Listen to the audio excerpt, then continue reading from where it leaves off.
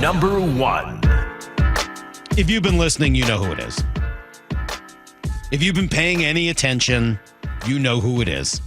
We've gone through all of the best players on this team. We've gone through all of the newest players on this team. We've gone through the most highly paid players on this team. And the only guy left is the one who's going to lead them all, Mike Macdonald. He is the most intriguing Seahawk this year, and quite frankly, it's not even close. Byron Murphy at number 2, Devin Witherspoon was number 3, the wide receivers, DK and JSN, were at 4 and 5, I think not in that order. But Mike Macdonald is the most intriguing Seahawk, and it's not close. Mm-hmm. He is the complete opposite in so many ways of what we've seen. Whether it's the youth compared to the age, whether it's taking out the basketball hoop or changing the style of the music and making it quieter or the bigger reps. And everything is different now because the man who is in charge of the culture is totally different. And all of the questions we've had, Brock, about this roster, is it not a good roster or was it not particularly well coached and schemed? All of those questions start to come together as we get a chance to actually see something new. A new coach, a new culture, a new scheme that's been modernized in a lot of different ways. Mike Macdonald is the most intriguing Seahawk, and there's nobody within a mile of him. Yeah, I would agree with that. And if D'Amico Ryans can come in along with C.J. Stroud and a few other pieces and ignite the Texans, I'll be in a different division, a much easier division than this established division with Super Bowl caliber teams and the Rams and the Niners. But D'Amico Ryans can do it, and Sean McVay can do it, even younger than a Mike Macdonald when Sean McVay took over. Why can't Mike?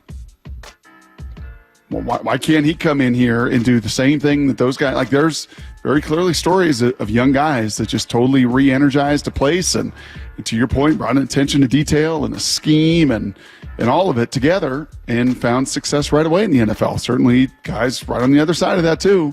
They were overwhelmed, felt too big for him. Sitting with him, watching him.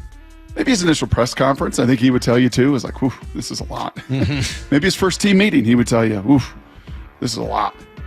But I think as we've sat and watched him over this last 3 weeks of training camp, I think you've seen him kind of settle in. And just, yeah, it is a lot. It is a lot. But I know I am. I know that I got to go to bed at 10 o'clock so I can wake up at 5 o'clock and be fresh. I know what my best hours are. I know what my best coaching is.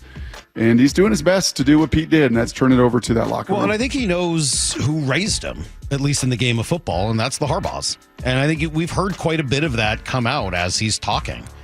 He sounds more like a Harbaugh than a Carroll, don't you think? Just listening to him, I mean, he sounds like a Schneider and a Harbaugh. I mean, if you were to kind of mix everything we've heard over the years from John Schneider with the two Harbaughs, I think you'd sort of mix it all up in a potion and end up with a Mike Macdonald, which is, for me, fascinating. Look, I have no doubt that this guy is going to be a tremendous schemer, that this defense on paper should be significantly better than it was. I think that his ability to kind of modernize scheme should be awesome. I have very, very little doubt about Mike Macdonald and the reasons he got this job. That's not to say I do have doubts about his ability to do the next thing, but I think it's important to note that a head coach is a different job than a coordinator. Yep. And he's got a lot of new things he's got to do. He's got a liaison with the personnel department. He's got to manage the coaching staff. He's got to challenge calls on the field and figure out fourth down decisions and all the other strategic decisions and moves that get done on game day and throughout the week and the game planning. But as the leader of the team, he's also got to create and enforce a culture that he wants in the building. All of those things are new to Mike Macdonald. Mm-hmm. They're all question marks, only in that we don't know yet because he's never done it, how they will play out here with the Seahawks. Based on what I've seen of him, I think he's going to do a heck of a job, honestly. Like long term, I think this guy seems like he gets it. And I don't get the sense we're going to be eating those words anytime soon. He's pretty impressive. And to be around him, I think, really kind of backs that up. Reinforces that. Yeah, reinforces it. Thank you. That's a better word. But all of those are new skills for a head coach, and they're all things that we're going to be watching for over the course of this season. And there's just, whether you're a quarterback, whether you're a coach, whether you're a radio host, I mean, there's no substitute for time on task, for experience. right? This game, and it's great that he's going to have 3 preseason games to kind of get a feel for, right? Okay, so how am I loved your question to him about training camp. Like, where do you go to set up training camp? You can't just go to Google or AI and figure it out. You have to have real-time experience and do what you've done a little bit of in the past, certainly. Yep. What they've done here. That was Leslie Frazier. I thought about that afterwards. I was kind of thought that might have been his answer. Like, well, Leslie's done this. He's been a head coach in the league. So that was sort of a nice sort of building block to kind of work off of. He didn't say that, so maybe that's not the direction he went. But, yeah, I mean, he's got some people around that have done this before. And hopefully, I would think he's leaning on them quite a bit to try to, aid in some of that novelty, some of what's new.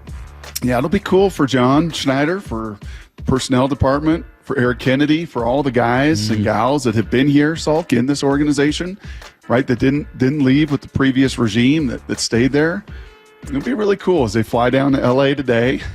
It'll be a little bit like Christmas tomorrow afternoon, right? Now we get to kind of see the product. Now we get to kind of see what we got. Now we get to watch, Mike do his thing as both a D coordinator and a head coach and Dirt A and Grubb and all of these young guys and all these new pieces. And yeah, it'll be a cool age of discovery. It won't be the full package tomorrow. It'll be a mix of some guys, but we will get a sense of kind of his mindset, which is going in to win, which I love. Yep. Going down there with a purpose and kind of just excited to watch the guys play for him tomorrow afternoon. All right, there you go. That's our top 25 countdown.